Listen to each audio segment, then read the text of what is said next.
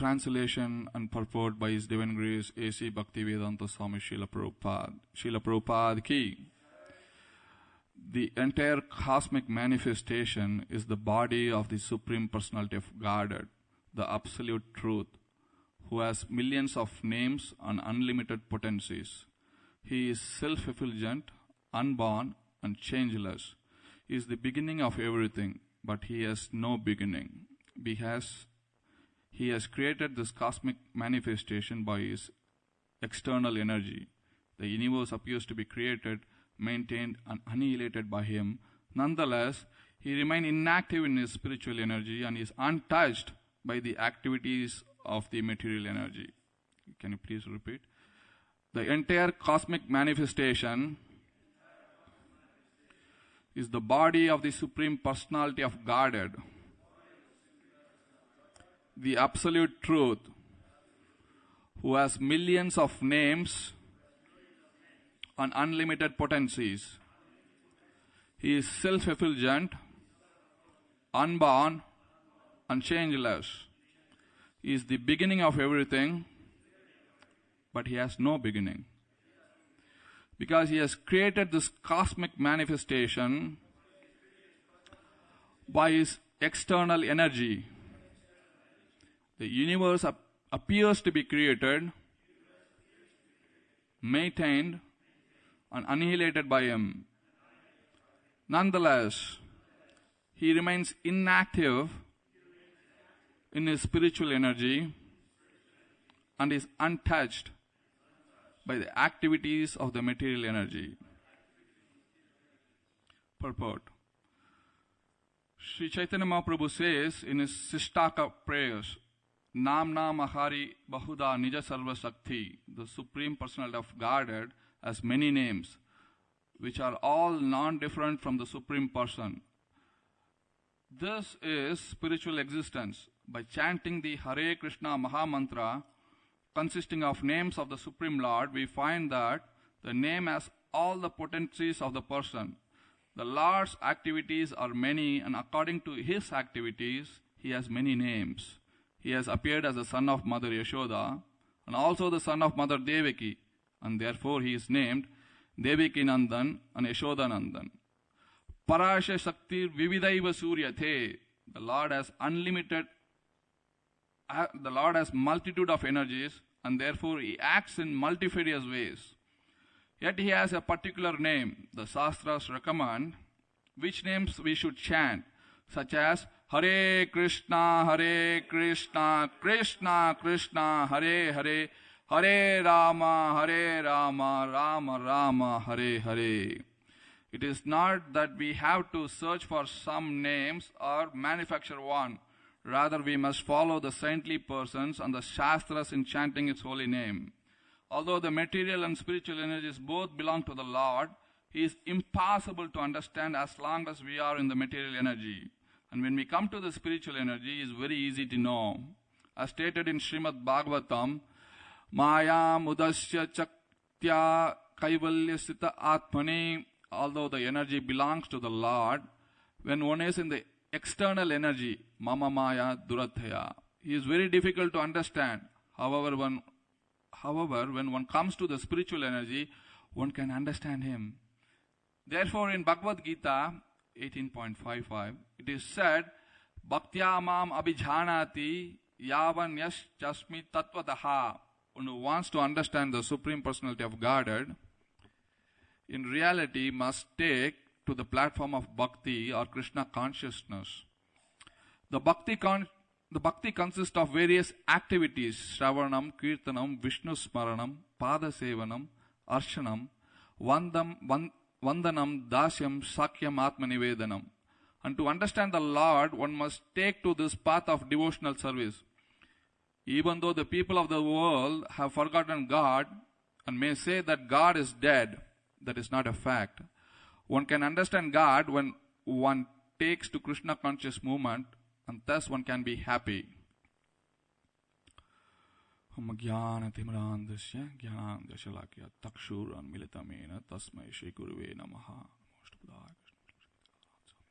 Namo Om Vishnu Padaya Krishna Prishtaya Bhutale Shrimate Bhakti Vedanta Swami Nitinam.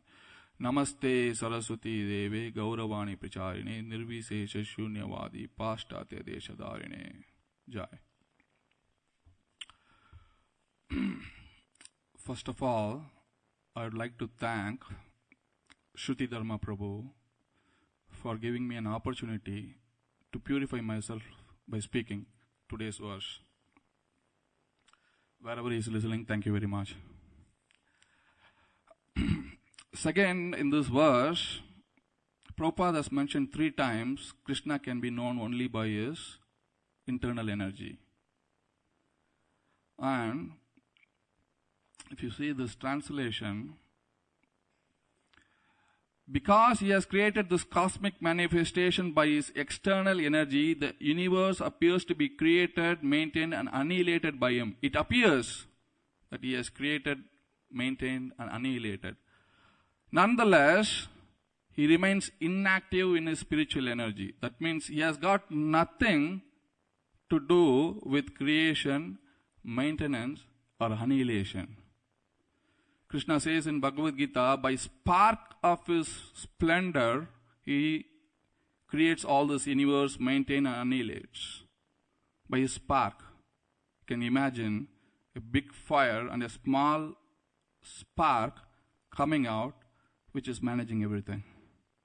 So Krishna is not involved in this creation, maintenance, and annihilation. He has expanded into various forms. So he has delegated the process to Mahavishnu. Hey, you look, I'm too busy now. So he is only interested in his transcendental activities. And when he is in transcendental activities, he is not touched by the material energy. Material energy can't touch him when he is in transcendental activities. The transcendental activities, for example, Krishna wakes up. Actually, he doesn't wake up. He sleeps. He doesn't want to wake up. So he sleeps. And Mother Yashoda is feeling that I should not wake him up. I should not disturb Lala. My Lala is sleeping. How can I wake him up? So Krishna doesn't want to get out of the bed. So, but the cowherd boys, they have no compunction or compulsion. Or they have no compassion for Krishna's sleep. They run in the doors with their sticks, flute, and blow horns, and jump on the bed and say, hey, Lala, come on. Hey, Kana, come on. We have to herd the cows now. Come on, don't sleep. Come on. So Krishna said, okay. I'm coming. So then Yashoda Mai says, Lala, come on with me. Take bath. So gives him a bath. And she massages hair with coconut oil. Then she combs his hair, blackish blue hair, which is falling from his face like this. So she combs. Meanwhile, Ratak and Patrak, what they do is they come and help Mother Yashoda put him his dress. They put his ankle bells and the belt and stuff like that. And the Gopas are standing out, say, come on, so much time is wasted, come on. So Krishna is getting ready, and the Ratrak and Patrak, they get all this flute, stick, and blowhorns. So meanwhile, Balram is standing outside and watching and laughing. So, and he's asking Krishna, is everything ready? Just making sure that Krishna has taken everything. So, and Krishna says, yes, Bhaiya, I had taken everything. And now they are going to walk to the forest. So, and Krishna has 900,000 cows. Sridham, another 800,000 cows. And Subal, 700,000 cows. Millions of cows are marching. So they are walking. Meanwhile, the gopis, they open their shutters and they look, hey, our beloved is walking. And some of them, they could not stand. They have to come out of their house, and they are watching Krishna going to the forest.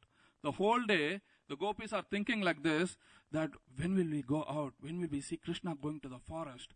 Today our beloved is going. It will take we cannot see him the whole day. I mean, when he goes, we have to cook and we will discuss about his pastimes and stuff like that. And when he comes back, we will see him again. And then when he plays his flute in the evening and calls us, we will patiently wait. Like this the whole day, the gopis are thinking like this.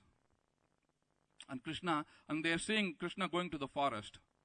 So Krishna goes with his gopas to the forest, and they play so many games, so many animal forms, frogs, they imitate monkeys, so many things they play in the forest. And suddenly Krishna says, I have to go to Radha Kund. I'm thirsty, I'm feeling thirsty. You all wait here, I'll go to Radha Kund. That is the signal. Immediately Subal understands that this is the signal. He also goes to Radha Kund. When he goes to Radha Kund, Subal asks Krishna, hey, why have you come here? Krishna says, why have you come here? I don't need water to drink. I have to drink the nectarine of Srimati Radhika, but she has not come. Subal says, okay, don't worry. Don't worry, my friend. I'll go and bring her. So Subal goes towards the house of Srimati Radhika. And Jatila, the mother of Abhimanyu, the husband of Sri Radhika, was sitting on the doorsteps and eating. This is a lunchtime. Cool breeze is flowing. So Jatila is sitting and eating. So she sees Subal. Hey, what are you doing here? You have come from that black person? What do you want? She's asking like this. So Subal says, Mother, we were herding the cows and one calf is missing. He knows out of millions of cows and calves, he knows one calf is missing.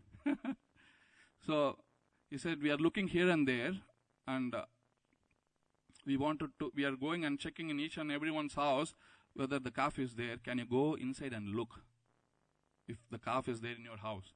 She said, why I have to go? You go and check. So she said, yes, mother. So he goes inside.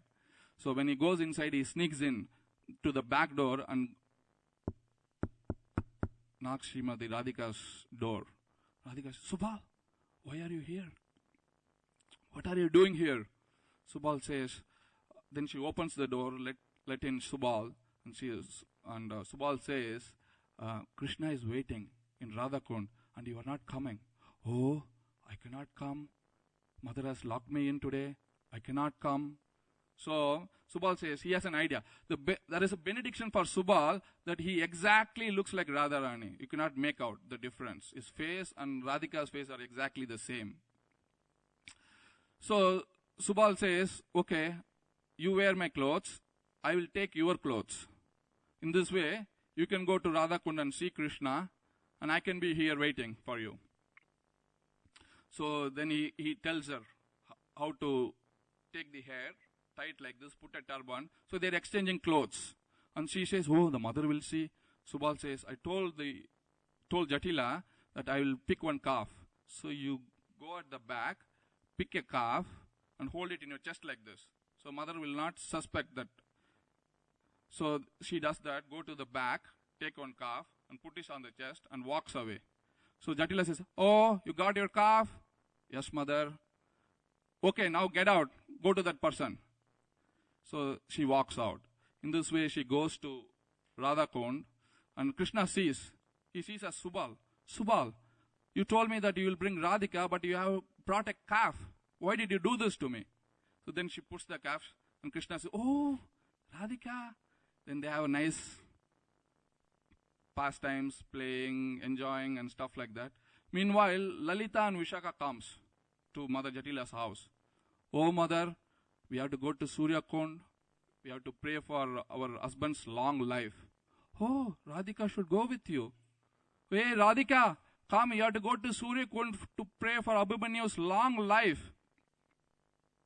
So Subal, as in Radhika, says, yes, mother. He comes out. When he comes out, Lalita and Vishaka, she sees, they understand. They know immediately, hey, this is not Radhika. So they have changed clothes. So then they said, okay, mother, we are going with Radhika. Then they asked Subal, Subal, what are you doing here? Why are you wearing Radhika's clothes? Subal says that Krishna wanted Radhika to come, so we changed clothes. Now we should not go to Surya Kund, we have to go to Radha Kund. So everyone now goes to Radha Kund and they have a happy time.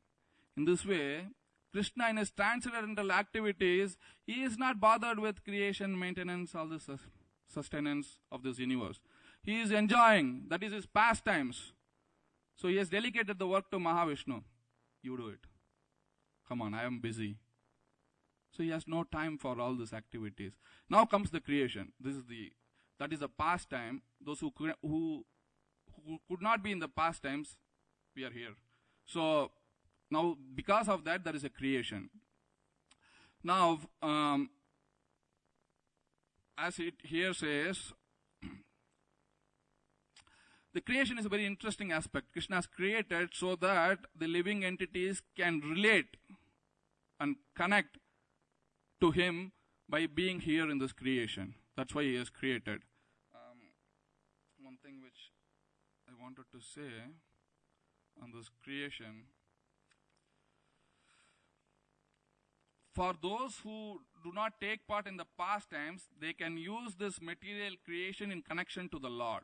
That's why he has created. So whatever one is interested is already God, is already Krishna.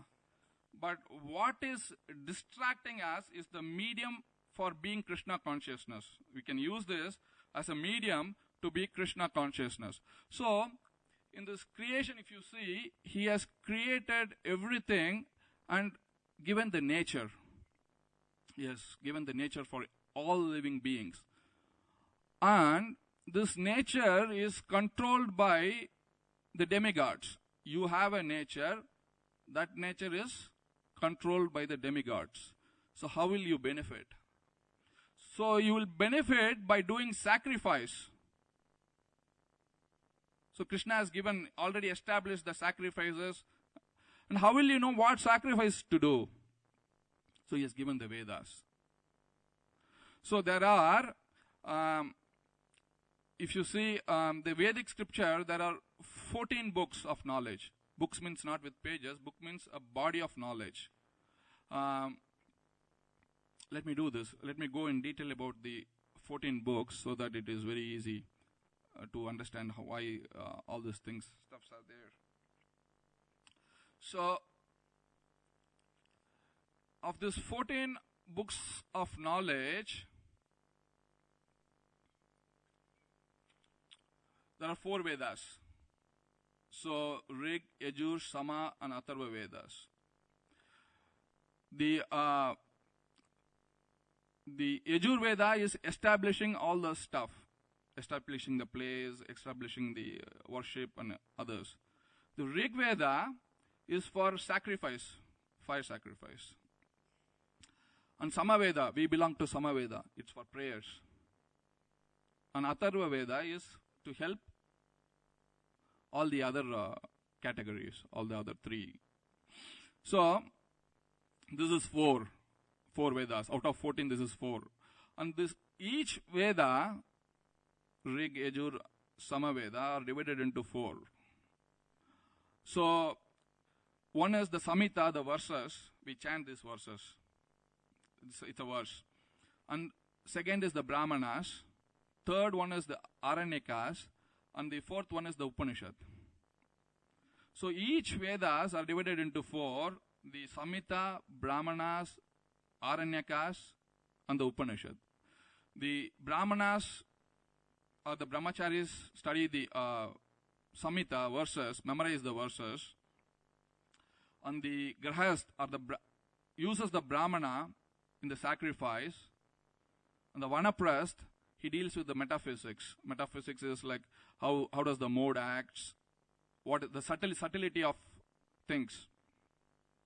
And the sannyasi uses the Upanishad to get out of the world. So these are 4 out of 14. Then we have 6 Vedangas. That is, in order to access the Vedas, you have to have this Vedangas. Otherwise, you cannot access these Vedas.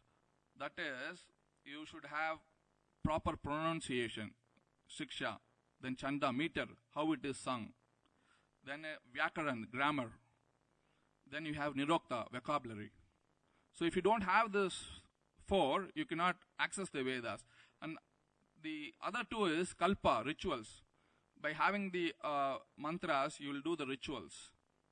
Then astrology, the time. You should know the time when you have to do the rituals.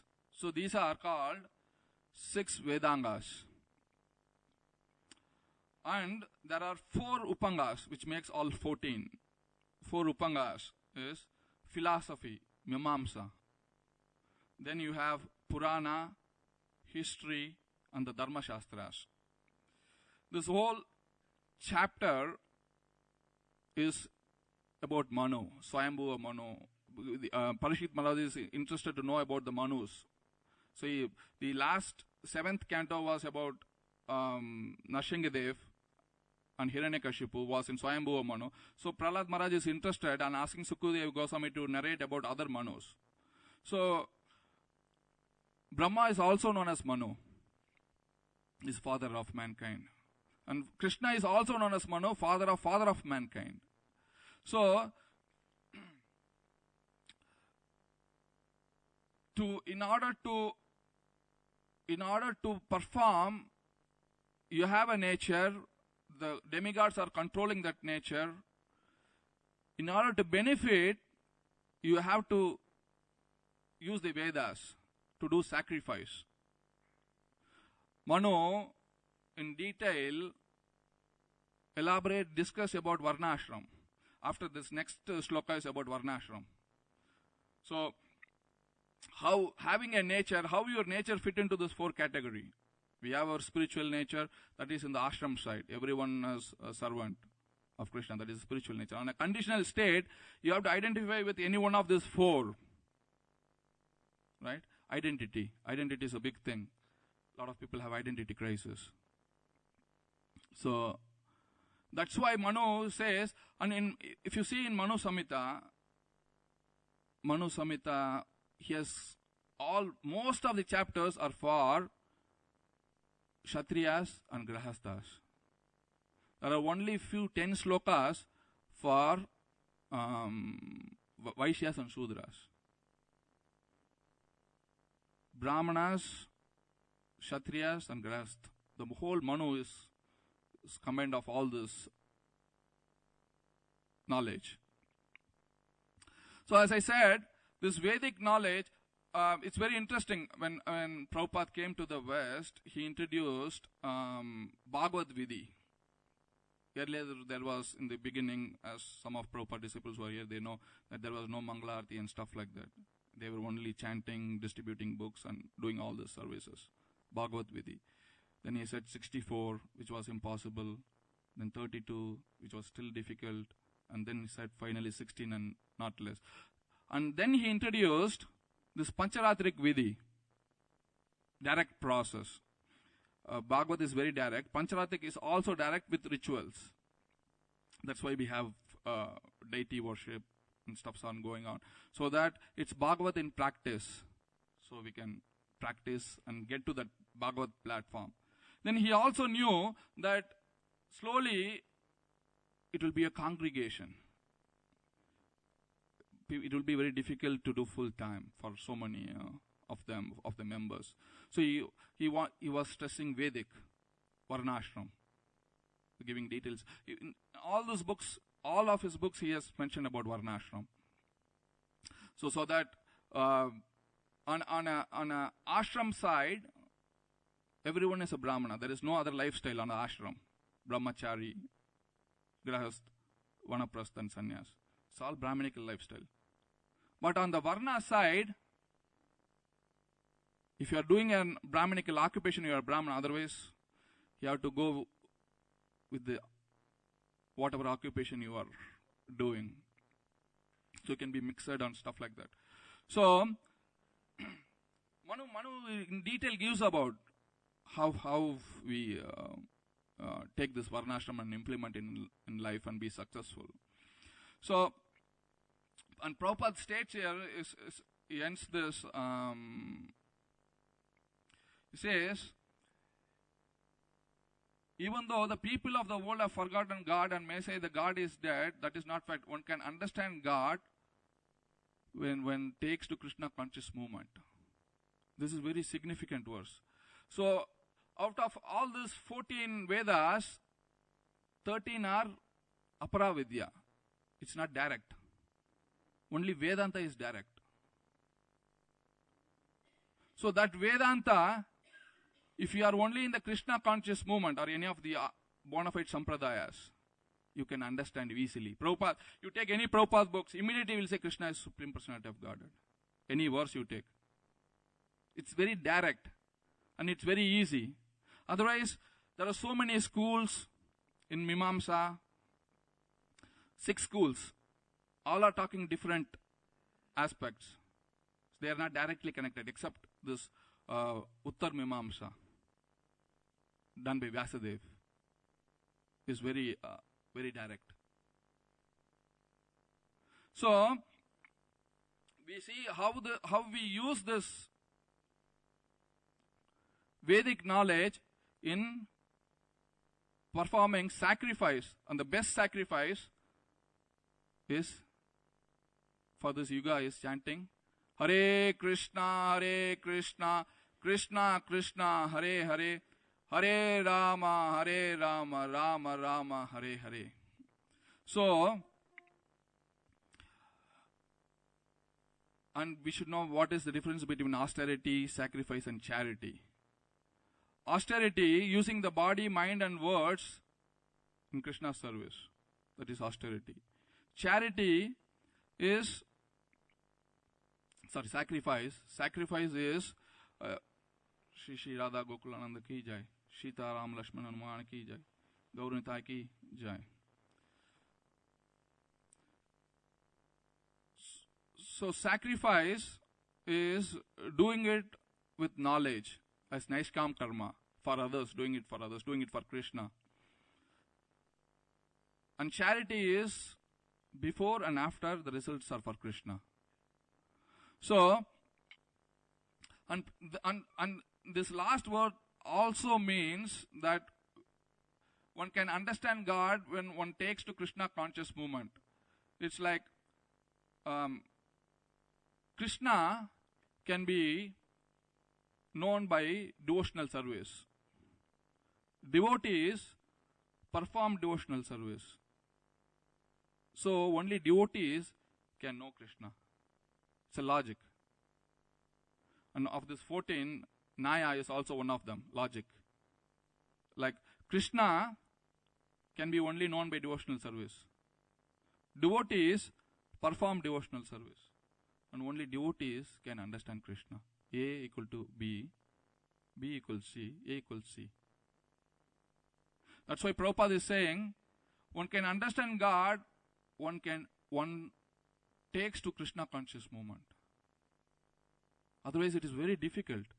And there are so many names. In India they don't get into the essence. They are into more ritualistic aspects. They chant so many names. But Prabhupada says, Vishnu Sahasranam, 1000 names of Vishnu is equals 3 names of Ram. Then 3 names of Ram is equals 1 name of Krishna. So Prabhupada says here,